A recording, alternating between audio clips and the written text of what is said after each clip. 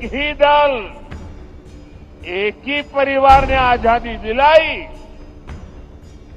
तो भगवान बिरसा मुंडा का उल गुलान आंदोलन क्यों हुआ था? संथाल क्रांति क्या थी? कोल क्रांति क्या थी?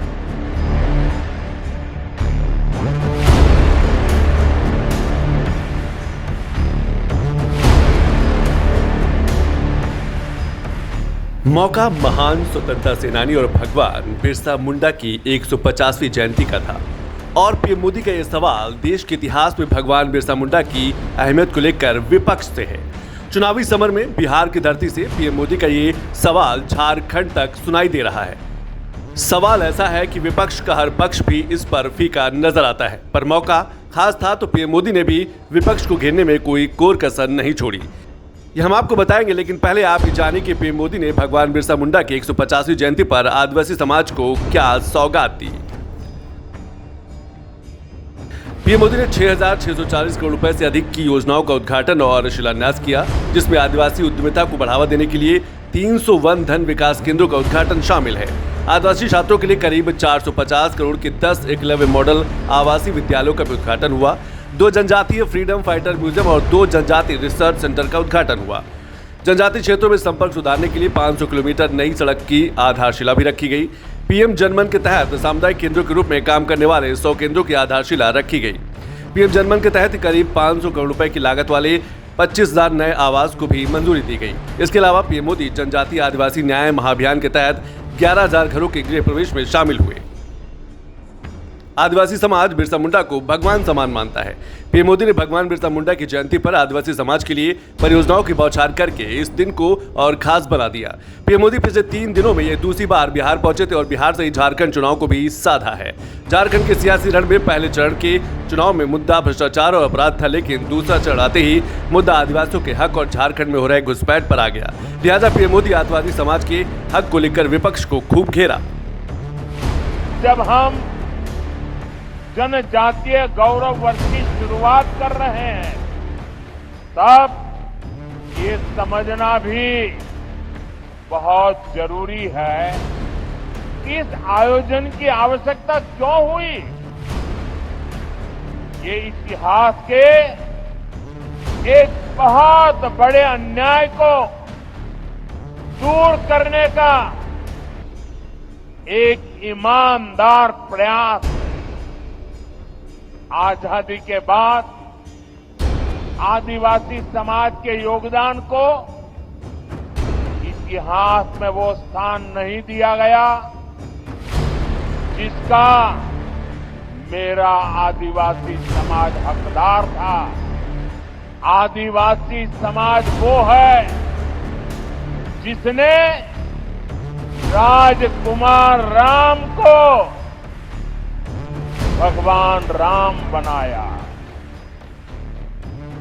आदिवासी समाज वो है जिसने भारत की संस्कृति और आजादी की रक्षा के लिए सैकड़ों वर्षों की लड़ाई को नेतृत्व दिया। लेकिन आजादी के बाद के दशकों में आदिवासी इतिहास के इस अनमोल योगदान को मिटाने की कोशिशें की गई। इसके पीछे भी स्वार्थ भरी राजनीति थी। राजनीति ये कि भारत की आजादी के लिए सिर्फ एक ही दल को श्रेय दिया जाए, लेकिन अगर एक ही दल, एक ही परिवार ने आजादी दिलाई तो भगवान बिरसा मुंडा का उल गुलान आंदोलन क्यों हुआ था? संथाल क्रांति क्या थी? कोल क्रांति क्या थी? दरअसल झारखंड में दूसरे चरण के लिए बीजेपी धर्म परिवर्तन और घुसपैठ के मुद्दे पर फोकस कर रही है, क्योंकि झारखंड में सत्ता की चाबी कोल्हान और संथाल परगना से होकर गुजरती है। कोल्हान की 14 सीटों पर पहले चरण में वोटिंग हो चुकी है, जबकि संथाल परगना की 18 सीटों पर वोटिंग होनी बाकी है और संथाल में घुसपैठ एक बड़ा मुद्दा है। लिहाजा बीजेपी उसी मुद्दे पर फोकस कर रही है और इसीलिए पीएम मोदी हर मंच से घुसपैठ और आदिवासी समाज के मुद्दे को बुलंद कर रहे हैं। क्या हम महाराणा प्रताप के साथी उन रणबांकुरे हीलों को भूल सकते हैं क्या? कौन भूल सकता है सह्याद्री के घने जंगलों में छत्रपति शिवाजी महाराज को ताकत देने वाले जनजातीय भाई बहनों को? कौन भूल सकता है अल्लूरी सीताराम राजू जी के नेतृत्व में आदिवासियों द्वारा की गई भारत माता की सेवा को? नीलांबर पीतांबर, वीर नारायण सिंह, दिवा किशुन सोरेन, जात्रा भगत, लक्ष्मण नाइक, मिजोरम की महान स्वतंत्रता सेनानी रोपुई लियानी जी, राजमोहिनी देवी, रानी गाइडिनल्यू, वीर बालिका कालीबाई, गोंडवाना की रानी दुर्गावती, ऐसे असंख्य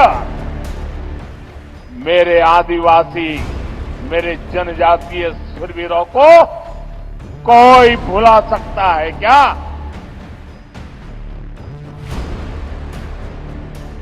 पीएम मोदी को यह भली भांति पता है कि झारखंड में दूसरे चरण के चुनाव में जीत की चाबी आदिवासी समाज ही है। लिहाजा आदिवासी समाज के मुद्दे ही झारखंड के चुनावी मुद्दा बन चुके हैं और उनमें एक बड़ा मुद्दा आदिवासी समाज की जनसंख्या है, क्योंकि झारखंड में घुसपैठ के कारण सबसे ज्यादा असर जनजातीय समाज पर ही पड़ा है। अगर आंकड़ों के चश्मे से जनजातीय समाज की जनसंख्या को देखें, झारखंड में जनजातीय आबादी में 60 सालों में करीब 10% कमी हुई है। साल 1951 में झारखंड के हिस्से में रहने वाले आदिवासी की आबादी 35.8% थी, वहीं साल 2011 में घटकर 26.11% रह गई है। जिस संथाल परगना में चुनाव है, वहां की जनजातीय आबादी में 16% की गिरावट देखी गई है। पूरी सिंहभूम में आदिवासियों की आबादी 5% घट गई है। संथाल परगना में धर्म परिवर्तन भी आदिवासियों के कम होने की एक बड़ी वजह मानी जा रही है। आंकड़े भी बताते हैं कि झारखंड आदिवासी समाज पर घुसपैठ से असर पड़ा है और बीजेपी इसके लिए विपक्षी गठबंधन की सरकार को जिम्मेदार मानती है। ऐसा नहीं है कि बीजेपी इसे सिर्फ चुनावी मुद्दा बना रही है, पहले भी ये मुद्दा बीजेपी ने खूब उठाया है। मोदी सरकार में ही द्रौपदी मुर्मू को देश की पहली आदिवासी राष्ट्रपति भी बनाया गया।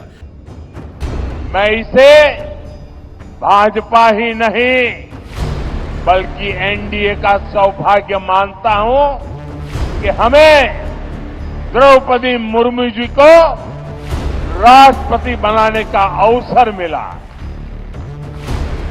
वो देश की पहली आदिवासी राष्ट्रपति है।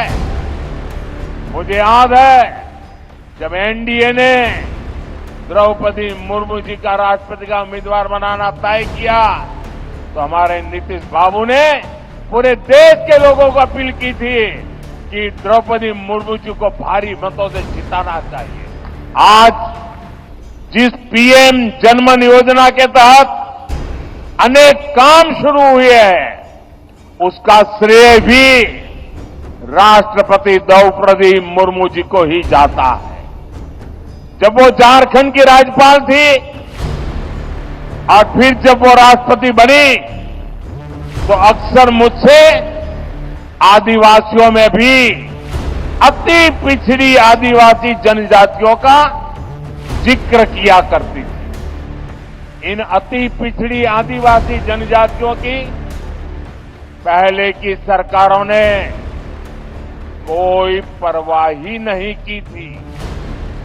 इनके जीवन से मुश्किलें कम करने के लिए ही 24,000 करोड़ रुपए की पीएम जनमन योजना शुरू की गई। फिलहाल शुक्रवार को पीएम मोदी ने बिहार के जमुई से झारखंड के चुनावी रण को बखूबी भेदा। झारखंड में दूसरे चरण के लिए 20 नवंबर को वोटिंग होनी है और 23 नवंबर को इसके नतीजे आएंगे।